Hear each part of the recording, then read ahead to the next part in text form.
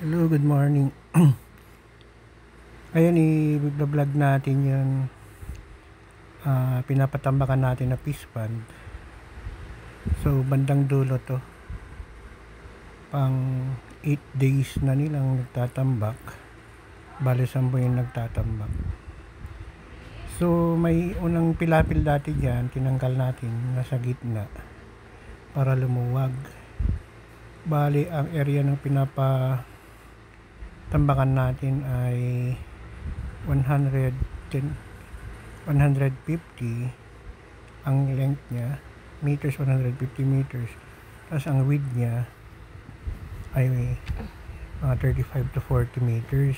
So, kinompute ko kung 35 meters by 140 or 150, roughly nasa 4,900 to 5,000 square meter.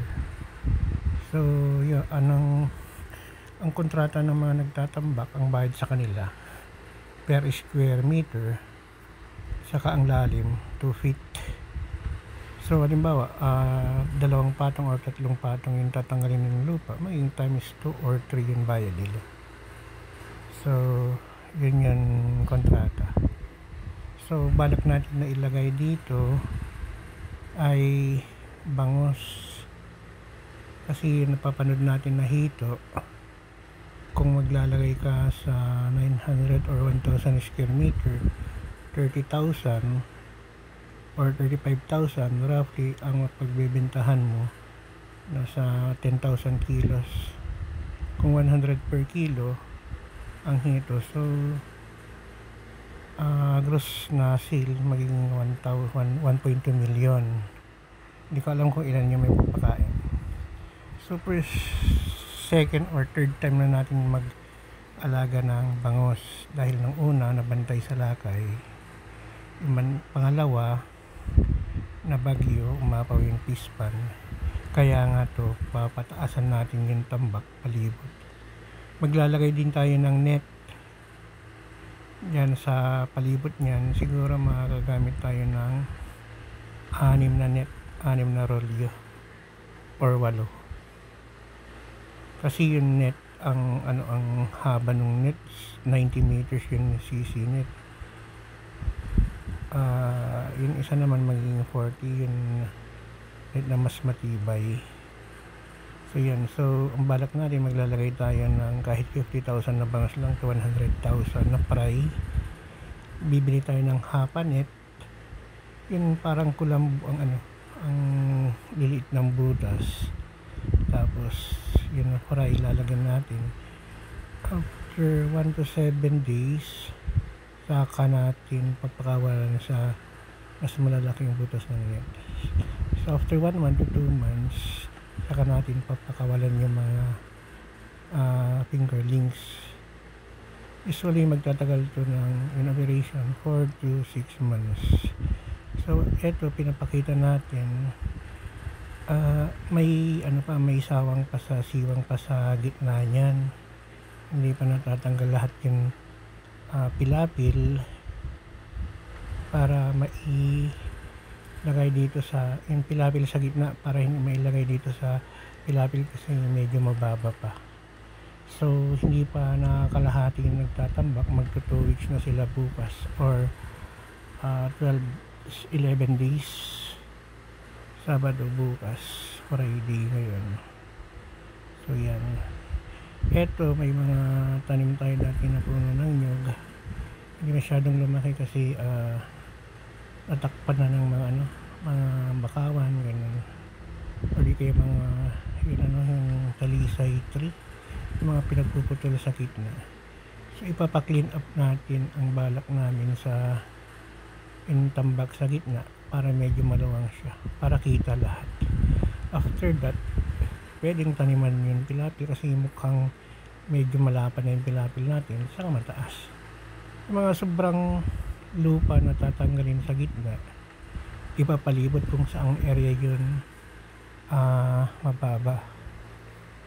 Dati kasi ito pinabakho, pero may mga part na hindi mataas yung pilapil, mukhang hindi marunong yung nagbakho. So 5 years ago yun. So naging masukal na siya. Nagka-harvest na lang kami ng alimango pero hindi monthly. Ang mga na-harvest dito yung mga alimango na galing ng wild. Tapos yun, pinapalaki lang. Ang dami pinapasok rin ng mga magnanakaw para makapanghuli lang ng alimango. Ito naman yung may bandang unahan. So balik namin na ilalagay na prensa.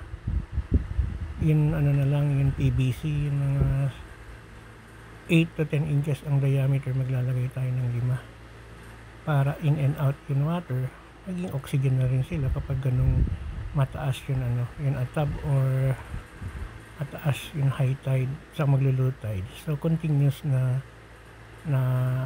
lalagyan ng tubig na babawasan para maging masigla yung mga bangos natin. So ang magagastos natin dito, pwede tayong roughly mga 150,000 para ma-clear yung gitna. Halos half hectare to or more than half hectare kasi yung pilapil niya kung ito sa tama mo, yung tubig lang ang computation natin 4,900 square meter, hindi pa kasama yung pilapil. So mga 150,000 kung bibili tayo ng fry na 100,000 piso isa or 50 cents ang isa, so 50,000 to 75,000. May papakain natin, mahina yung 200 to 300,000. So mamumuhunan tayo ng 500,000.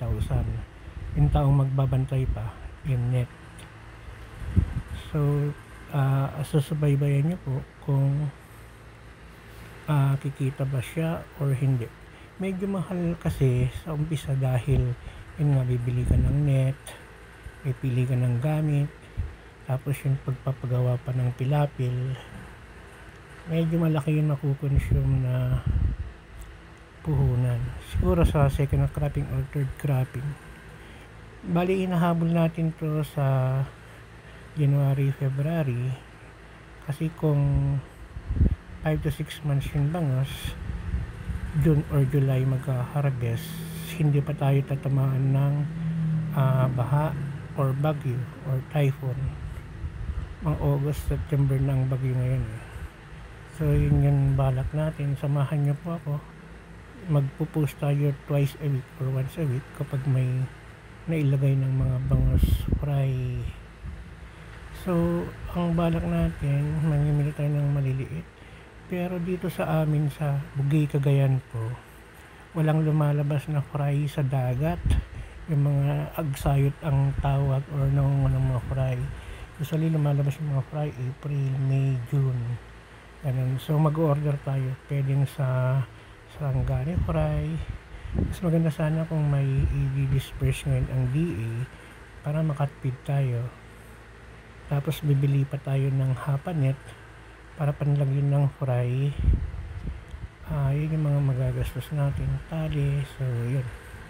So sa first time na natin na magagastos natin, aside dun sa fish pond, ang magagastos natin nasa 400 to 500,000 kasama na yung magbabantay. So malaki mapupunta sa magagawa ng tambak na sa 150 to 200,000. Yun yung titignan natin. Pero ang balak namin ilagay din 200,000 na fry para kapag nagawa na to, pwede nilang magtambak sa tabi niya dahil almost halos more than 4 hectares po itong fish pond na ang daming bakawan sa gitna. So kung ipapa-clean up natin yan, yung katabi niyan, pwedeng pinapapagawa, hindi maapektuhan po ito dahil ang ilalagay natin na prensa, yung PVC naman. So tatakpan naman ng plastic yon, hindi na siya mangingiti, mabubulabog yung tubig niya. So kung papalarin, kung kikita, ipapagawa natin lahat yon fish pond. At least 2 pond every year. So magiging magiging 4 na ganyan half hectares ang lawak. Each pond po yun. Para pwedeng maglagay ng bangos every 2 months, pwedeng pwede pong mag-harvest. So lalagyan din natin ng fry ng alimango at saka sugpo. So ang gagawin lang muna natin siguro itong isa, pakausapin ko yung kapatid ko kung gusto niya ipagawa pa yun sa kabila para dalawa yung alagaan natin. Bangos na tilapia yung target natin. Try din natin mag-alaga ng lapu-lapu, yung bumpano,